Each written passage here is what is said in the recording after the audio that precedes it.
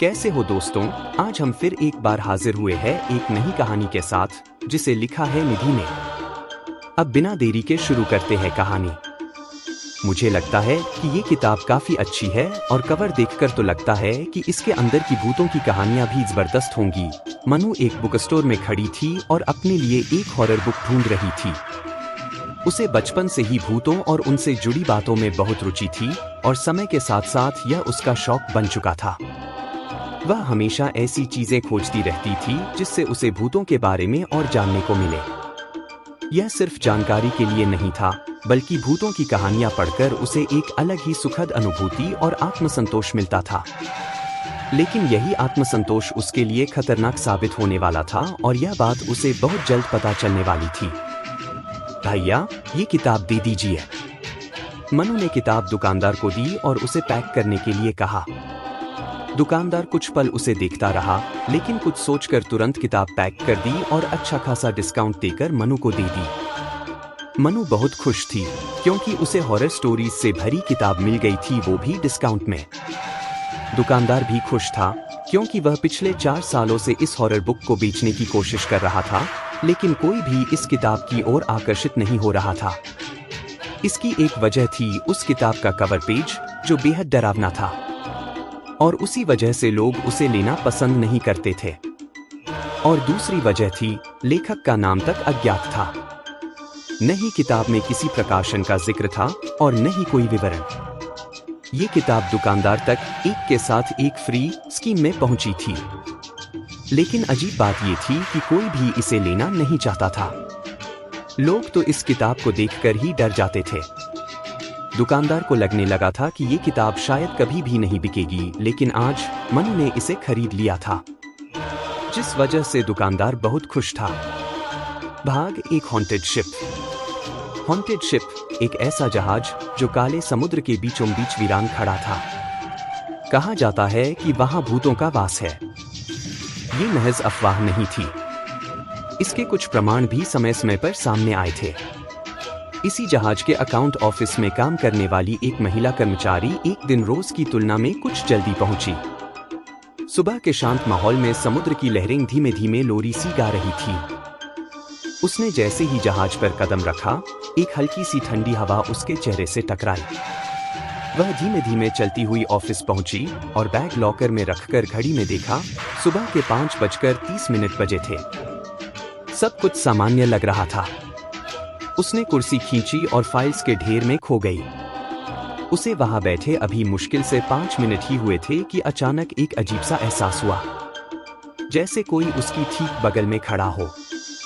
उसने चौंककर एक नजर डाली, लेकिन वहां कोई नहीं था।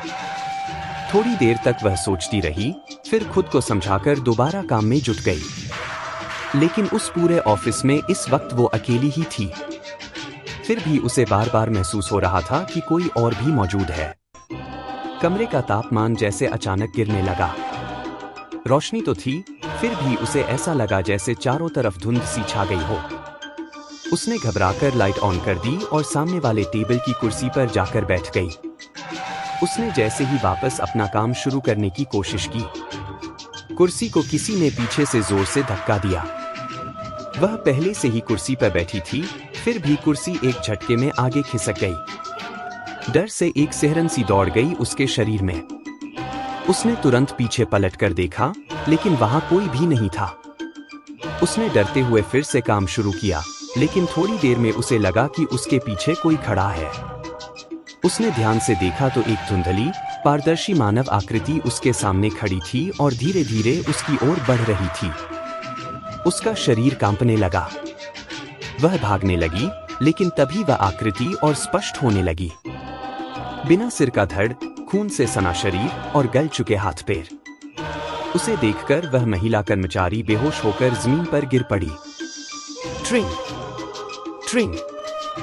मनु किताब में डूबी हुई थी जब अचानक डोरबेल की आवाज ने उसकी तंद्रा तोड़ी। उसने किताब धीरे से बालकनी की मेज पर रखी और दरवाजा खोलने चल दी। दरवाजे पर एक डिलीवरी बॉय खड़ा था। मैम, आपका पिज्जा। उसके हाथों में 4-5 पिज्जा के डिब्बे थे। मनु ने मुस्कुराकर पैसे दिए, डिब्बे थामे और उन्हें डाइनिंग टेबल पर रख दिया। फिर बिना ज्यादा ध्यान दिए दरवाजा बंद कर दिया। लेकिन वह इस बात से बिल्कुल अनजान थी कि दरवाजा बंद होते ही एक हल्की पर बेहद ठंडी सफेद रोशनी उसके घर के भीतर प्रवेश कर चुकी थी। अंदर कुछ बदल चुका था, लेकिन उसे अभी इस बात का एहसास नहीं था। वह फिर से अपनी कॉफी लेकर बालकनी में जा बैठी और दोबारा उसी किताब के पन्नों में डूब गई। हॉन्टेड शिप की उन डरावनी कहानियों में जो अब उसके इर्द गिर्द एक अजीब सी दुनिया रचने लगी थी। उस किताब में आगे लिखा था, यह शिप किसी आलीशान होटल से कम नहीं थी। हर साल हजारों यात्री उसमें सफर करते, पार्टी करते और लहरों के बीच एक यादगार सफर का आनंद लेते थे। लेकिन एक दिन सब कुछ बदल गया। एक रहस्यमय आग ने पूरे शिप को अपनी चपेट में ले लिया और उस वक्त वहां मौजूद हर व्यक्ति की दर्दनाक मौत हो गई। कहा जाता है वो रूहें जिनका सफर अधूरा रह गया वो आज भी उस शिप पर भटकती हैं। एक बार शिप के 2 सफाई कर्मचारी सबसे महंगे कमरे की सफाई के लिए पहुंचे। दरवाजा खोलते ही उन्होंने देखा एक आकृति कुर्सी पर बैठी थी। वह आकृति मानो प्रकाश से बनी हो।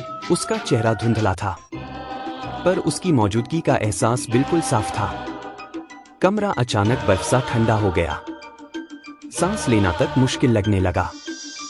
और फिर एक एक कर 10 से 15 धुंधली परछाइयां उस कमरे में आकर खड़ी हो गई। हर एक की आंखें स्थिर और नजरें केवल उन्हीं पर जमी थी। तभी वही रोशनी जैसी आकृति उठी और बेहद शांत लेकिन सख्त स्वर में कहा, इस जगह को छोड़ दो। उन दोनों कर्मचारियों के रोंगटे खड़े हो गए। वे बिना कुछ बोले उल्टे पांव वहां से भाग निकले। कुछ देर बाद जब वे अपने साथियों को लेकर दोबारा उस कमरे में पहुंचे तो न वहां कोई रोशनी थी, न परछाइयां, न ठंड और न ही उस कमरे में कोई था। सब कुछ ऐसा था मानो यहाँ कुछ हुआ ही न हो। लेकिन जो कुछ उन्होंने देखा था वो किसी वहम से कहीं ज्यादा था। मनु किताब में पूरी तरह डूबी हुई थी। पन्नों की रहस्यमयी दुनिया उसे अपनी ओर खींच रही थी। तभी उसे एक अजीब सा एहसास हुआ, जैसे कोई बिल्कुल उसके पास, उसके बहुत करीब आकर बैठ गया हो। उसका दिल धड़कने लगा। उसने धीरे से सिर घुमाया। बगल में देखा, कोई नहीं था। कुछ सेकंड तक वह वहीं जड़ बनी बैठी रही।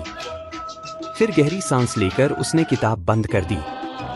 शायद दिमाग का वहम है, उसने खुद से कहा। मन भटकाने के लिए वह उठकर रसोई में गई, फ्रिज खोला और ठंडी सॉफ्ट ड्रिंक की बोतल निकाली। डाइनिंग टेबल पर आकर बैठी और चुपचाप एक स्लाइस पिज्जा उठाकर खाने लगी। लेकिन मनु को बार बार एक ही एहसास हो रहा था, जैसे कोई उसे लगातार घूर रहा है। उसे अपनी पीठ पर किसी की नजरों की चुभन सी महसूस होती रही। उसने एक बार फिर पूरे घर में नजर दौड़ाई। कमरे की हर दीवार वैसी ही थी, खिड़की भी बंद थी और पड़ोस में वहां तो कोई रहता ही नहीं था। शायद ये सब सिर्फ मेरे दिमाग का खेल है। किताब का असर हुआ लगता है, उसने खुद को समझाया और खाने लगी। खाने के बाद वह उठी, थोड़ा बहुत काम किया और फिर से किताब लेकर बैठ गई। अब वह हॉल में बैठी थी क्योंकि रात हो चुकी थी। अब वह पढ़ने बैठी ही थी कि एक बेचैनी सी हवा में तैरने लगी। किताब अभी खोली भी नहीं थी कि अचानक हॉल में ठंडक घुलने लगी। कमरे का माहौल पल में बदल गया। दीवारें जैसे सांसें रोक कर खड़ी थीं और घर का हर कोना खामोश होकर जैसे कुछ छिपा रहा था। मनु को अचानक एहसास हुआ जैसे कोई उसके बहुत बहुत पास खड़ा है।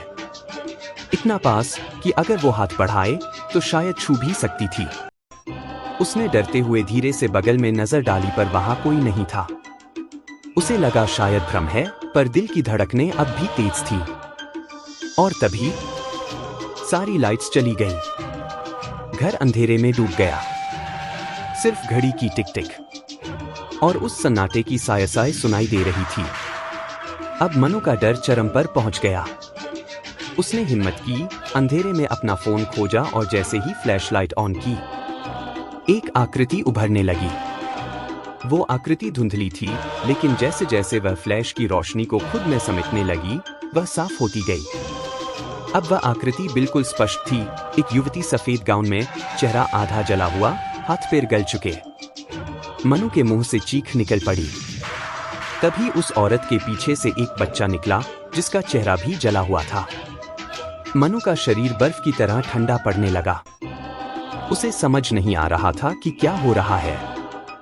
वो कुछ बोलने ही वाली थी कि सफेद गाउन वाली औरत धीरे धीरे कमरे के कोने में एक खंभे के पास चली गई और फिर अचानक गायब हो गई। मनु ने राहत की एक सांस ली भी नहीं थी कि उसी खंभे के पीछे से हजारों आकृतियां निकलने लगी।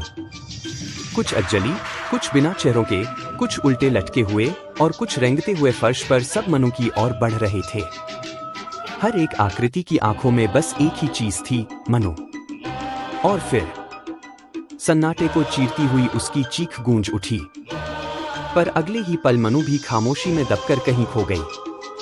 कुछ दिन बाद मनु की अचानक हुई मौत ने सबको हैरान कर दिया था। उसके कमरे से जो सामान मिला उसे एक अनाथालय को दान कर दिया गया। और उन्हीं में थी वो किताब, वही किताब जिसे पढ़ते हुए मनु की जिंदगी ने करवट ली थी। अब वह किताब एक 12 साल की अनाथ बच्ची आर्या के हाथों में थी। वो गार्डन में बने पुराने लकड़ी के झूले पर बैठी थी। उसके चेहरे पर मासूम उत्सुकता थी, जैसे शब्दों के पीछे छिपे रहस्य को पकड़ना चाहती हो। हवा बहुत हल्की थी, सूरज ढलने को था और चारों तरफ एक अजीब सी चुप्पी पसरी हुई थी। आर्या ने किताब खोली, पढ़ना शुरू ही किया था कि उसे लगा जैसे उसके बगल वाला झूला भी धीरे धीरे हिल रहा हो। उसने किताब से नजर हटाई, धीरे से गर्दन घुमाई। कोई नहीं था, लेकिन झूला हवा के बिना भी खुद ब खुद झूल रहा था, जैसे कोई अदृश्य साया आराम से उस पर बैठा हो। आर्या ने आंखें मिचमिचाकर देखा। कोई दिखाई नहीं दिया, लेकिन उसे लग रहा था जैसे कोई उसकी ओर ही देख रहा है। उसने किताब बंद की, पर तभी उस किताब का एक पन्ना अपने आप पलट गया। समाप्त। जल्दी मिलते हैं एक नई कहानी के साथ। तब तक अपना और अपने परिवार का ख्याल रखें, क्योंकि कोई और रखने नहीं आएगा। ऐसी ही और कहानी पढ़ने के लिए डाउनलोड करें लफ्जों की कहानी ऐप।